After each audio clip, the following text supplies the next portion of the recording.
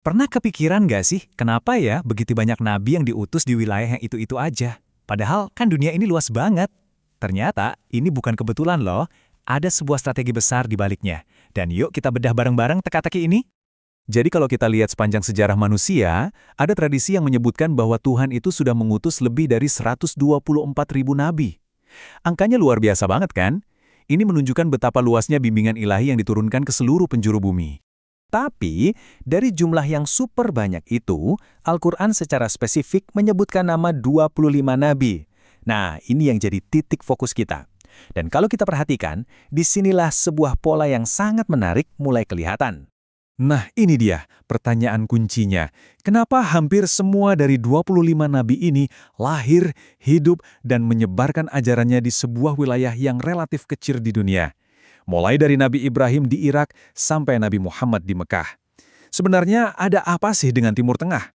Oke, sebelum lanjut, ada satu hal penting yang perlu kita luruskan. Ini sama sekali bukan soal pilih kasih. Tuhan itu maha adil. Pilihan lokasi ini murni soal misi dan momentum. Sebuah strategi ilahi yang luar biasa, di mana setiap detailnya punya alasan yang sangat mendalam. Oke, petunjuk pertama kita ada di peta dunia zaman dulu. Karena di masa lalu, lokasi itu bukan sekedar tempat, lokasi adalah segalanya. Coba bayangin, dulu itu Timur Tengah kayak hubnya dunia, pusat peradaban kuno. Wilayah ini secara fisik jadi jembatan yang menyambungkan daratan-daratan besar di planet kita. Lihat deh posisinya yang unik banget, pas di tengah-tengah persimpangan tiga benua raksasa, Asia, Afrika, dan Eropa. Ini yang menjadikannya pusat lalu lintas paling strategis di dunia kuno. Terus, artinya apa? Ya simple, semua jalur dagang internasional pasti lewat sini. Dan yang dibawa itu bukan cuma barang loh, tapi juga berita, ide, bahkan keyakinan. Jadi pesan apapun yang turun di sini, otomatis punya jalur penyebaran alami ke seluruh dunia. Oke, dari peta, sekarang kita geser fokusnya ke manusianya. Gimana bisa lingkungan yang begitu keras justru jadi petunjuk kedua dalam teka-teki ini? Mungkin kita mikir kenapa wahyunya nggak turun di tempat yang adem, yang subur, dan nyaman. Justru di sini poinnya. Kenyamanan itu seringkali bikin orang terlena. Sebaliknya, kesulitanlah yang menempa manusia jadi kuat, tangguh, dan selalu waspada.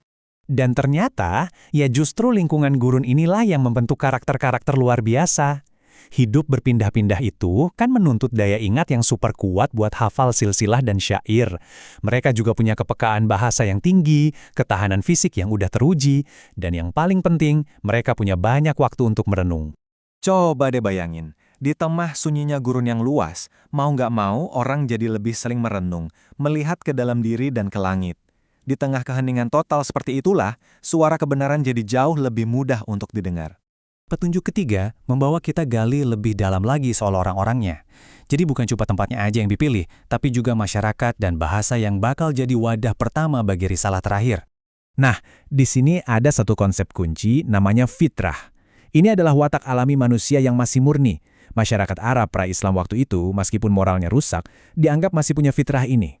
Mereka belum terkontaminasi oleh filsafat-filsafat atau ideologi yang rumit. Kalau kita bandingin, ini menarik banget. Beda sama orang Romawi atau Yunani yang andalannya tulisan, bangsa Arab itu masyarakat lisan.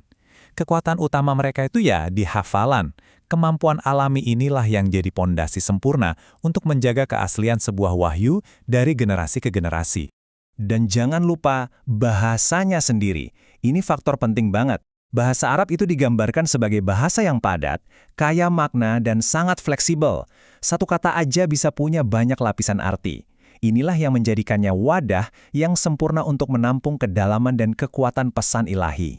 Kita sampai di kepingan puzzle terakhir. Kenapa sebuah pesan yang terang benderang harus muncul di tengah kegelapan yang paling pekat? Zaman sebelum Islam datang, itu dikenal dengan sebutan zaman jahiliyah atau zaman kebodohan. Tapi ini bukan bodoh soal ilmu ya, lebih ke kegelapan moral dan sosial yang udah parah banget. Kondisinya separah apa sih? Ya, ketidakadilan di mana-mana, perang antar suku nggak ada hentinya, bayi perempuan dikubur hidup-hidup, dan orang miskin sama sekali nggak punya hak. Ini adalah masyarakat yang benar-benar ada di titik terendah, yang butuh banget perubahan. Nah, kalimat ini kayaknya merangkum semuanya dengan pas banget. Tugas seorang nabi itu bukan untuk menyempurnakan masyarakat yang sudah baik, tapi untuk memperbaiki tatanan yang sudah rusak parah sampai ke akarnya. Oke, semua petunjuk udah kita kumpulin. Terus, Gambaran besarnya gimana? Bagaimana warisan yang lahir di satu tempat ini akhirnya jadi milik kita semua? Jadi, kita udah lihat kan gimana semua kepingin puzzle-nya pas banget. Lokasi yang strategis, karakter manusia yang tangguh, bahasa yang kuat, dan kondisi sosial yang mendesak untuk diperbaiki. Pesan itu memang turun secara lokal, di tempat dan waktu yang paling tepat. Tapi penting buat diingat, dari awal banget, tujuannya itu nggak pernah cuma buat satu wilayah aja.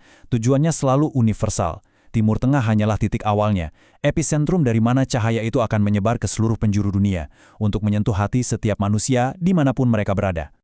Jadi, ya cerita ini memang berawal dari padang pasir ribuan tahun lalu, tapi pertanyaannya buat kita sekarang adalah, kemana warisan ini membawa kita hari ini? Di dalam kehidupan kita masing-masing? Nah, itulah yang mungkin patut kita renungkan bersama.